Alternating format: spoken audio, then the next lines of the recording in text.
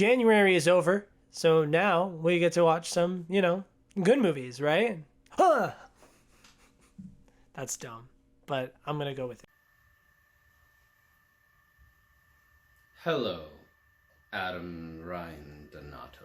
Hello, Adam Ryan Donato. Hello, Adam Ryan Donato. Hello, Adam Ryan Donato. Hello, Adam Ryan Donato. Hello, Adam Ryan Donato. Hello, Adam Ryan Donato. Hello, Adam Ryan Donato. Hello, Adam Ryan Donato. Hello, Adam Ryan Donato. Hello, Adam Ryan Donaldo. Hello, Adam Ryan Donato. Hello, Adam Ryan Donato. Hello, Adam Ryan Donato. Hello, Adam Ryan Donato. Hello, Adam Ryan Donato.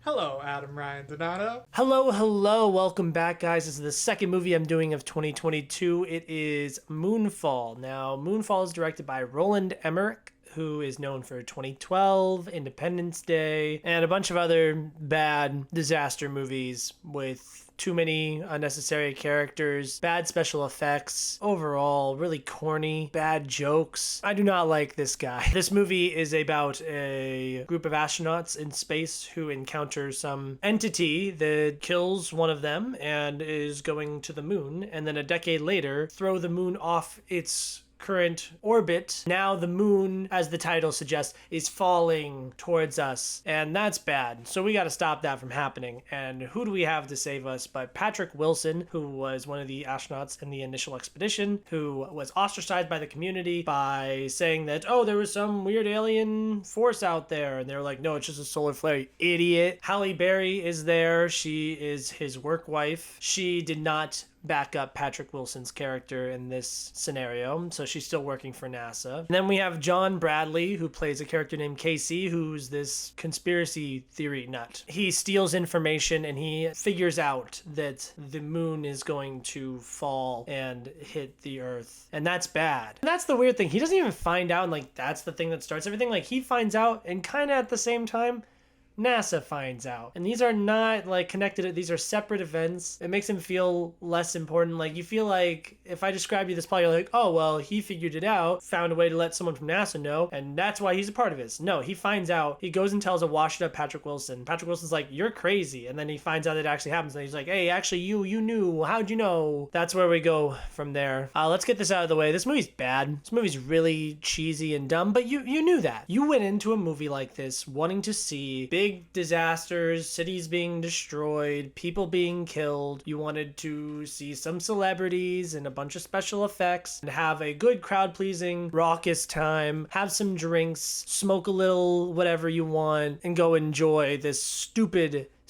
movie. I sound like I have a large disdain for this movie, and it's because I do. I went into it being like, oh yeah, it's gonna be so dumb, I can't wait. It's just not enjoyably dumb. Independence Day is one of my favorite movies of all time. I watch that every 4th of July. At least that has stars with charisma. Now, let's address the stars here. Not saying that Halle Berry, Patrick Wilson, or even John Bradley are bad actors at all. It just was very apparent to me during the movie that this was not their first choice for the cast. I guarantee that they called Chris Pratt, Zoe Saldana, and Josh Gad to be in this movie, and then they just got the dollar store versions of all of them. That being said, Patrick Wilson's a much better actor than Chris Pratt. Halle Berry used to be a mega star. She's an Oscar winner. Movies like The Call and Kidnap, she's no longer the same pedigree of star as she used to be. My theory was vindicated when I went to go write my review about this movie. I look in the IMDb trivia and it says they approached Josh Gad for the lead role of Casey and he turned it down. So I was like, yes. So this movie's already directed by dollar store Steven Spielberg and Roland Emmerich. Now it has a dollar store version of the cast. It's got a dollar store version of a disaster script. It's just a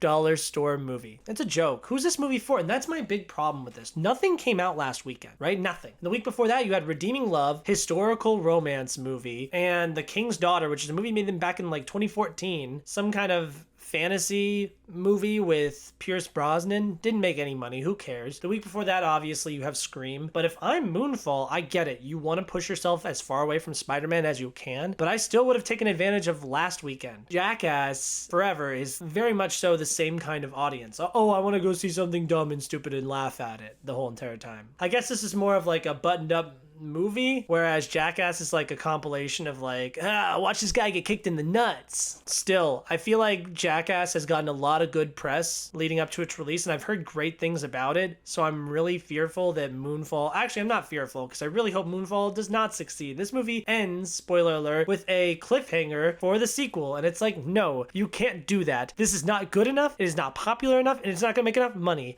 Stop it. I feel like Jackass is going to do a lot better. And then you got some decent stuff coming up in February. You got Uncharted, Marry Me, Dog, Death in the Nile, and Blacklight. Yeah, it's that time of year. It's going to be really hard skating from here on out, which is why I know I've spoken really poorly about this movie, but it's like a 2 out of 5. I understand that what they were going for, they kind of did it. Like, it's still bad. It's not really that enjoyable. And even what they are going for, it's very stupid, but not even like fun stupid. I mean, it's fun when like they cut to the moon and it's like this impending doom music of just like, "Boner!" and you're like, oh no, the moon. But other than that, the jokes are really bad. The stars aren't big enough stars for you to think it's funny that they're in this movie. It's just kind of a pathetic movie, really, and it's just over 2 hours. It's a little bit too long. None of the characters are any good at all. They all have like families that have all these subplots that are supposed to make you care more about the leads, but it really doesn't. It makes the movie way too over bloated. But that being said, this movie's only 2 hours long on IMDb, exactly 2 hours long. So if you cut out all their subplots, would it be under 90 minutes? Do we really need this to be that long? Do we really need a disaster movie to be over 2 hours, like, or even over 90? Like, horror movies have figured out people are here just to get scared. Here, we'll make a nice quick 80 minutes. You're in, you're out. Do that with a disaster movie. We're not here for the characters or anything like that. Just show me a demo reel of your special effects, which, by the way, the special effects were disgusting in this movie. This movie looks like ass. What's the point? The only character that I cared about at all was John Bradley's character of KC. He's the dollar store version of Josh Gad. He's the conspiracy theory nut. He goes along with Patrick Wilson on this journey and eventually goes to space with them. Spoiler alert, by the way. At the end of the movie, he sacrifices himself to blow up the entity. I have no idea what's going on in this movie whatsoever, but he sacrifices himself and he's left on the moon.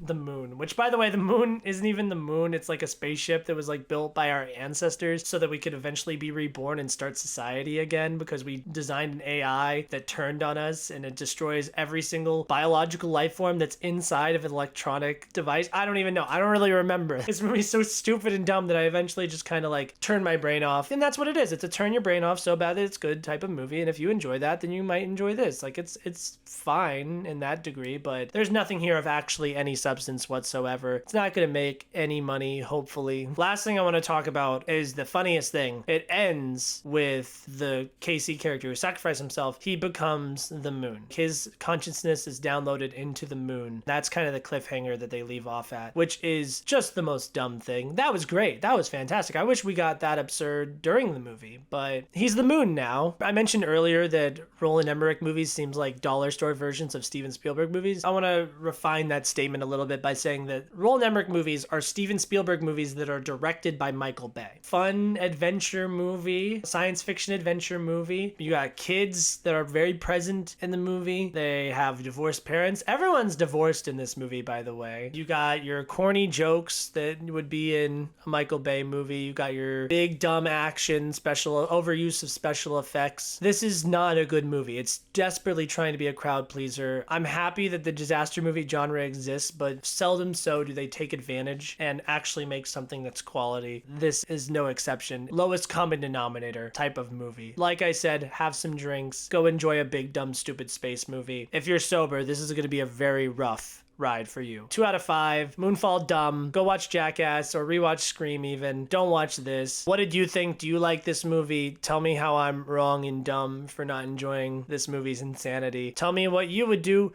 if the moon fell. By the way, not a word. When I was typing up my review, every time I put Moonfall, I was like, that's not a word, guy. If the moon fell, I would... I don't know.